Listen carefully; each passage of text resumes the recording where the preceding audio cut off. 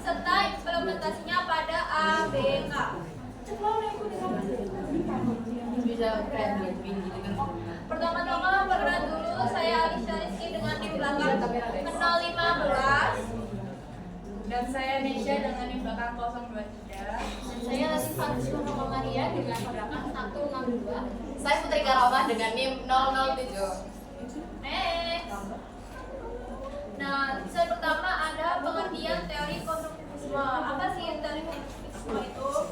Nah, teori itu menjelaskan bahwa belajar itu bukan kegiatan yang pasif yang merupakan proses aktif, yang dimana siswa itu membangun sendiri pengetahuannya melalui pengalaman, pemikiran, dan relasi dengan lingkungan. Jadi bukan sekedar menerima informasi itu secara mentah-mentah, tapi juga harus diolah lagi gitu. Nah, di PPT itu dijelaskan ada asimilasi dan akomodasi. Asimilasi itu apa sih, teman-teman? Jadi asimilasi itu proses kognitif atau proses pemikiran yang dimana seorang siswa itu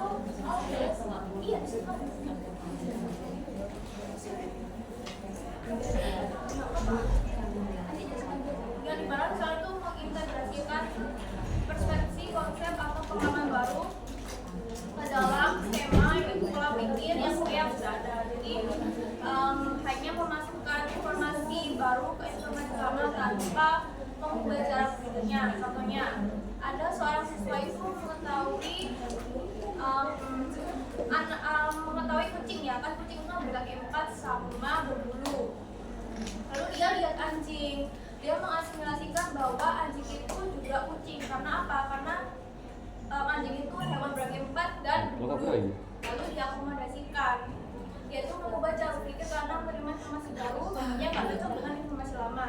Jadi kayak setelah siswa ini diberitahu oleh lingkungannya, kayak siswanya orang tua atau guru, bahwa anjing itu, bahwa kucing itu, bahwa hewan berkaki 4 dan berbulu itu tidak hanya kucing, tapi anjing pun juga hewan berkaki 4. Jadi hewan berkaki 4 dan berbulu itu banyak macamnya, tidak hanya kucing seperti itu. Jadi dia mengubah pola pikirnya yang tidak cocok dengan pengetahuan sebelumnya. Oke, yang kedua ini ada teori Jared Piaget. Nah, menurut Piaget, perkembangan kognitif anak terjadi melalui tahapan tertentu di mana anak secara aktif membangun pengetahuannya berdasarkan pengalaman yang dimiliki.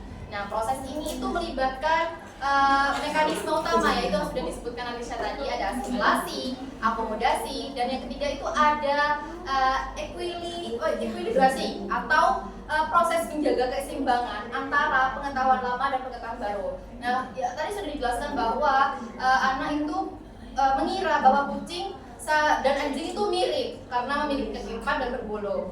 Nah, dengan ekuilibrasi ini, keseimbangan antara pengetahuan lama dan pengetahuan baru itu anak menjadi tahu sudah bisa membedakan antara di mana yang anjing atau kucing. Next.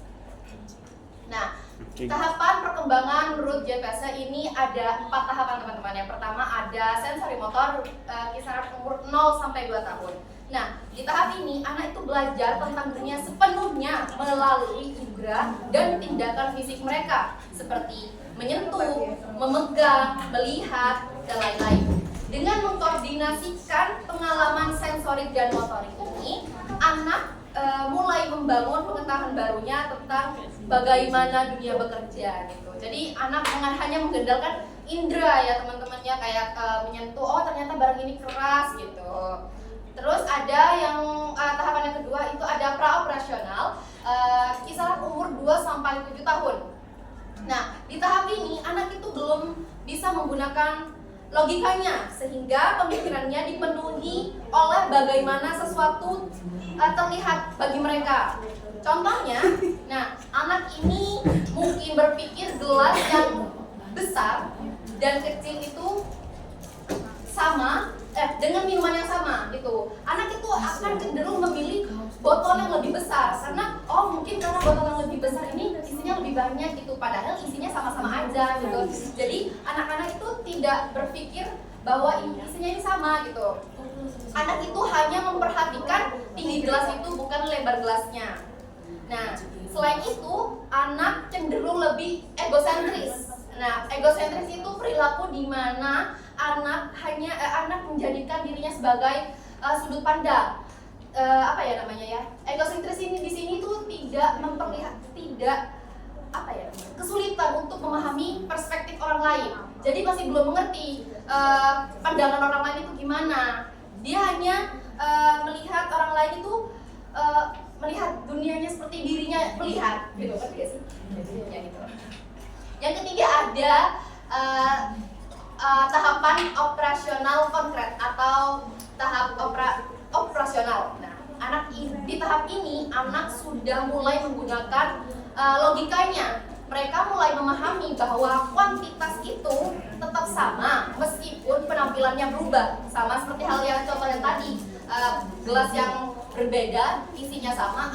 Anak sudah bisa menggunakan logikanya. Oh, isinya sama-sama banyak gitu, sama-sama rata meskipun gelasnya berbeda. Jadi meskipun ambil yang lebih kecil itu sama saja gitu. Anak sudah bisa menggunakan logikanya. Nah, mereka juga mulai memahami mereka juga dapat melihat sesuatu dari perspektif orang lain. Jadi mereka egosentriknya mereka itu sudah mulai berkurang. Jadi kayak bisa mendengar dari pendapat orang lain seperti itu. Terus, tetapi di tahap ini anak itu belum bisa berpikir abstrak atau masih berpikir nalar secara lebih lanjut. Oke. Yang tahap belum. Tahap yang keempat itu ada seperti tadi. Tahap yang keempat itu ada operasional formal. Nah, di sini kisaran usia 12 sampai saat ini hingga remaja hingga dewasa gitu ya. Nah, anak itu sudah mulai mengembangkan kemampuan untuk berpikir abstrak, bernalar secara hipotesis dan terlibat dalam logika deduktif. Anak itu tidak lagi hanya fokus pada apa yang terjadi saat ini, tapi juga berpikir untuk terjadi ke depannya, untuk terjadi di masa depan seperti itu. Next. Nah, jadi ada teori Lipinski. Jadi berbeda dengan Jean Piaget. Lipinski ini menekankan bahwa perkembangan kognitif sangat dipengaruhi oleh interaksi sosial dan budaya. Jadi pengetahuan dipengaruhi melalui antar individu atau orang lain. Kemudian interaksi internalasi menjadi bagian dari pemikiran individu. Oleh karena itu, proses pembelajaran akan lebih efektif jika dilakukan secara komprehensif. Slide selanjutnya. Jadi di sini ada 4 prinsip utama dalam pembelajaran menurut Lipinski. Jadi yang pertama yaitu pembelajaran sosial, di mana siswa belajar melalui interaksi dengan orang-orang yang mampu sehingga cocok menggunakan pembelajaran komprehensif. Terus yang kedua yaitu zona perkembangan proksimal atau ZPD, yaitu kondisi saat siswa dapat menyelesaikan tugas dengan bantuan orang lain atau guru meskipun belum mampu secara mandiri. Terus yang ketiga ada magang kognitif, yaitu proses bertahap dalam memperoleh kemampuan melalui bimbingan individu yang lebih ahli. Terus yang keempat yaitu pembelajaran intermediasi yang menekankan bahwa penggunaan scaffolding atau bantuan bertahap untuk membantu siswa memahami tugas yang lebih kompleks. Intinya teori ini tuh lebih menekankan pada interaksi aspek internal dan eksternal dalam pembelajaran serta pentingnya lingkungan sosial. Selanjutnya yaitu ada implementasi pada aplikasi. Jadi pendekatan konstruktivisme menurut Vygotsky yaitu menekankan bahwa belajar terjadi melalui interaksi sosial dan keterlibatan aktif dengan lingkungan. Dalam konteks anak berkebutuhan khusus, pendekatan ini penting untuk meningkatkan pembelajaran dan kepercayaan diri. Nah, implementasi pada anak berkebutuhan khususnya ada 5. Yang pertama yaitu adalah pembelajaran aktif. Pembelajaran aktif menurut Vygotsky yaitu adalah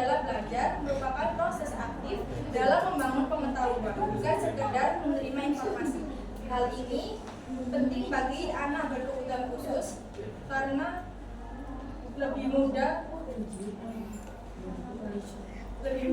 memahami materi dengan praktek ataupun bermain. Yang kedua yaitu ada interaksi sosial. Interaksi sosial dalam pembelajaran konstruktivisme yaitu adalah interaksi antara guru dan siswa, siswa dengan siswa. Hal ini sangat penting untuk menciptakan suasana belajar yang lebih efektif dan mendukung. Yang ketiga yaitu ada penerapan CBD, yaitu adalah jarak antara kemampuan yang dimiliki siswa saat ini dengan kemampuan yang dicapai dengan bantuan orang lain. Nah, contohnya ketika pembelajaran olahraga, anak bisa melakukan gerakan olahraga sesuai dengan pemahamannya sendiri. Namun jika gurunya memberikan contoh, anak itu juga tetap bisa gitu. Terus yang keempat yaitu ada scaffolding, yaitu bantuan diberikan di awal belajar lalu pelan-pelan diulangi. Contohnya guru menyuruh anak untuk melempar bola. Pada awalnya guru ini menuntun anak seperti kayak tangannya ini bolanya, ayo lempar ke depan seperti itu. Lalu selanjutnya hal itu tuh mulai dikurangi, seperti hanya guru itu pemerintah tidak lagi mencontohkan. Yang terakhir yaitu ada pembelajaran kolaboratif, yaitu menetapkan kerjasama antar siswa dalam kelompok. Siswa bisa belajar bersama, bertukar ide dengan teman. Lalu pembelajaran ini tentunya bisa meningkatkan kepercayaan diri siswa.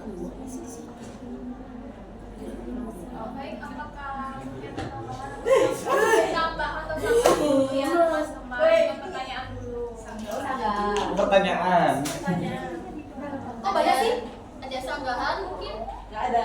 Kalau dulu nggak boleh, belum punya pertanyaan. Fikir musuh. Udah apaan aku wes? Mengkeliru data kok. Oh, taruh dulu. Satu-satu toh, satu-satu. Ya. Bersihin dulu ya. Ya. Aku dong. Ya udah kita cepat. Satu. Boleh. Kita lama dong. 1, 2, 3. Oh, tambah. Yeay. Kawan lagi. Aku lah. Riva.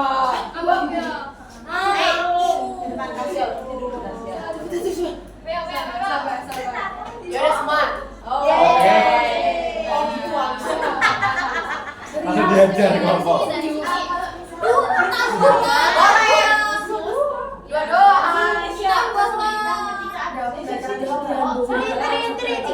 Pakai mana nih? Sabar. Alicia, bicarakan secara keras saja di sini kamu. Ulangi lah. Iya. Kan misal ada seorang anak berkebutuhan khusus nih, terus dia tuh mengalami kesulitan dalam pembelajaran kelompok, di mana pendekatan kontrusivisme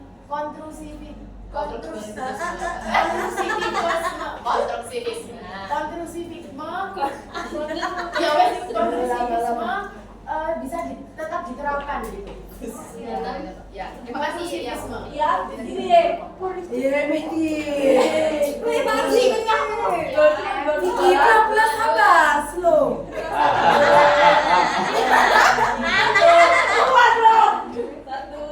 Satu, dua, tiga. Situ.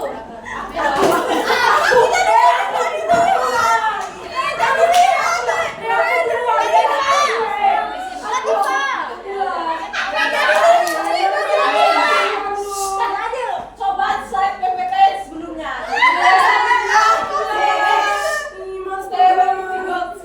Latifah nggak lihat ke sini.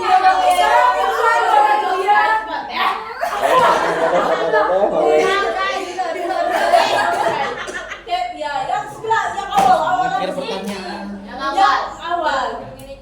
Nah, Ya itu, Metil. ya ini loh. Kamu nggak jadi nanya udah tuh. Gak jadi tanya. Apa gak jadi? Kok gak jadi nanya? Mana yang bagian? Dia bingung mau nanya apa. Jangan dong. Apa nih? Bukannya apa? Sebelumnya Vigo Sky. Tidak ada Vigo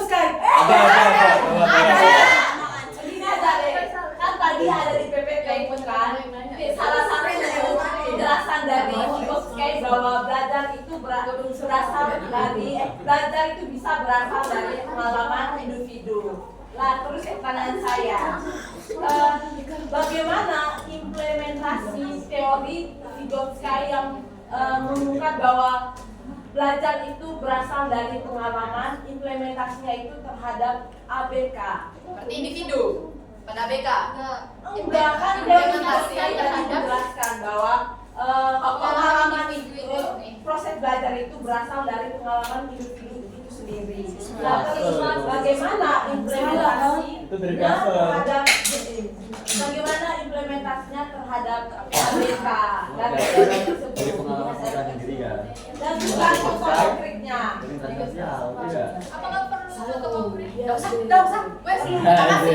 Jangan itu. Ya, baik. Terima kasih. Aku loh. Ya, kalau bisa banyak pertanyaan, saya cuma dua Ada saja. satu lagi. Males banget lah. Ih. Ya, terima kasih. Terima kasih atas antusiasme. Udah mas ada itu. Nggak usah.